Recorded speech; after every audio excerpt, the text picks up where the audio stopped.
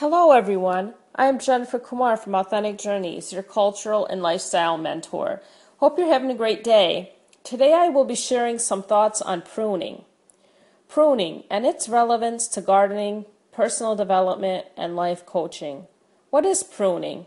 Can pruning in a garden be related to pruning of our life? How is pruning a garden related to life coaching? Dictionary.com defines pruning as 1. To cut or lop off twigs, branches, or roots. 2. To cut out or lop superfluous or undesired twigs, branches, or roots from trim. 3. To rid or clear of anything superfluous or undesirable. 4. To remove anything considered superfluous or undesirable. Generally, when I hear someone talk of pruning, I think of gardening first. Last year, in 2009, I did a lot of pruning in our garden. Actually, it's the landscaping, the trees, shrubs, bushes, and plants that surround our house. I rarely tried pruning before because I was afraid to kill the plants. I had no idea of what I was doing or if it would look good in the long run. Though that was true, I began pruning anyway. I began to pull out a lot of weeds and trim the bushes. It was good exercise, actually. I spent a couple hours a week every day doing this. It was nice because it got me outside and more in touch with nature. At least I wanted to believe that. The immediate effects of pruning are seeing a more open space, free of weeds and less crowded branches. Plucking weeds is easier for me than pruning branches because I never know which ones to get rid of. Nonetheless, I would prune a branch here or there, step back and look at it, decide how it looks, and continue pruning until it looked good to me. Sometimes the end product looked pale and weak compared to the initial look of the plant. This, I realized later, was because the plant had never been pruned. Not pruning at all is a problem and actually bad for the plant. It discourages healthy growth and beauty from the plant's perspective and the human perspective. What do I mean by that? Well, let's fast forward to spring 2010. It is springtime. The trees and flowers are blooming and the grass is again lush. The entire lawn is green and colors of flowers are beginning to show. I noticed that the bushes that were pruned, though they appeared much skinnier than in the past, enjoyed the weight loss. The weight loss of many, many unwanted branches began to highlight its beauty, a beauty we had not seen in those bushes in 5 years since we moved into the house. The bushes began to bloom with beautiful flowers.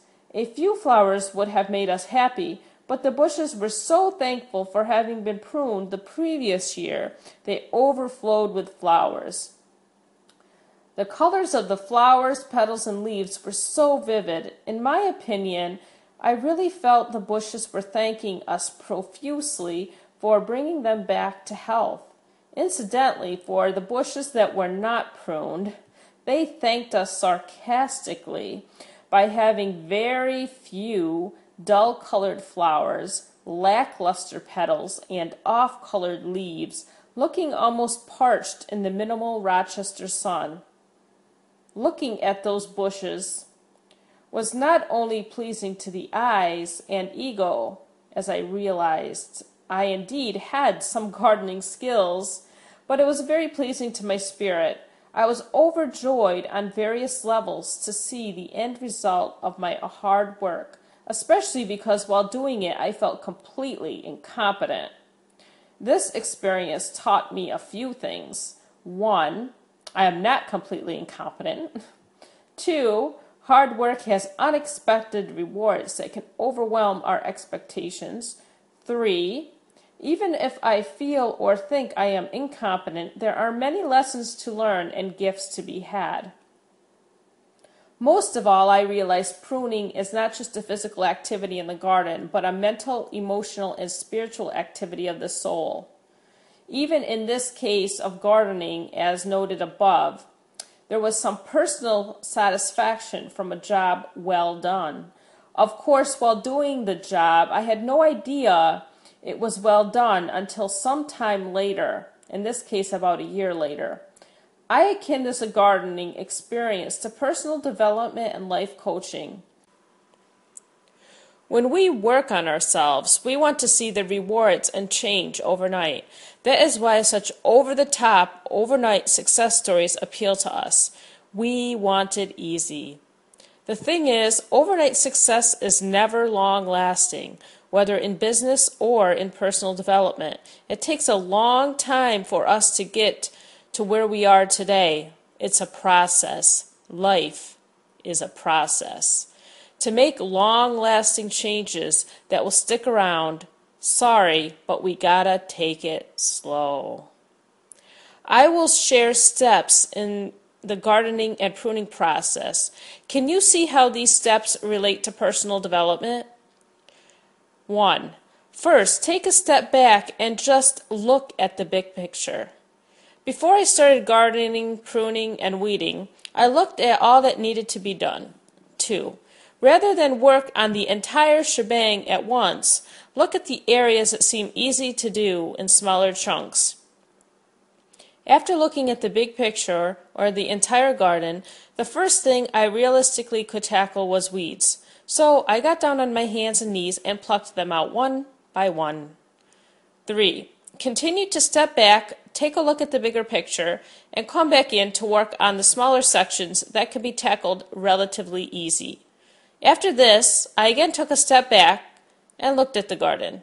I began to feel a bit lighter as the garden began to open up and look livelier as the flowers and bushes were more prominent. Realizing the things I wanted to really work on pruning were now easier to access, I found the right tools and began pruning the hedges and flower bushes, coming in close, taking off some branches, stepping back, analyzing, and coming back in to prune more until it looked a little less overwhelmed. 4. Once the easier things can be tackled, the bigger picture will begin to look and feel a lot better. Less of a burden or problem, and moving closer and closer to the real heart of the matter will also be possible. Often in tackling gardening, like our personal life, we want to get in there and resolve the heart of the issue first and then work on the outlying areas. For some people, this may be a good approach if indeed the heart of the matter has been identified. However, I feel for many of us the alternate approach is better to utilize because we often don't know the heart of the matter, and the best way to get there is to weed out the things that get in the way of truly understanding the problem. This takes a lot of time. I believe this is where I am now with the pruning of the garden. It is a process. I have to maintain and keep it up, or it may go back to its old, overgrown, problematic, jungle-like state, which feels like a burden. Now the garden feels more like a joy. I feel this is like working on personal development goals and getting assistance via life coaching. In this case, my life coach was the garden. It has the wisdom to tell me what to do. I had to be in tune to listen to it. It's a bit scary, just like finding a life coach that suits you, your personality and style. It's also a bit scary to listen to a life coach. Like the garden helped me bring out a talent I did not know I had, which is pruning, a life coach is there to help you bring out the talents already inside you that you actually know exist but have lost touch with or don't listen to. It's a process and it takes time. With patience, perseverance, and belief, it is possible to realize your untapped talents and overcome any obstacles. Thanks for listening. Have a wonderful day. If you are an English as second language learner, the transcript of this talk are available for purchase. Are you looking for a life coach?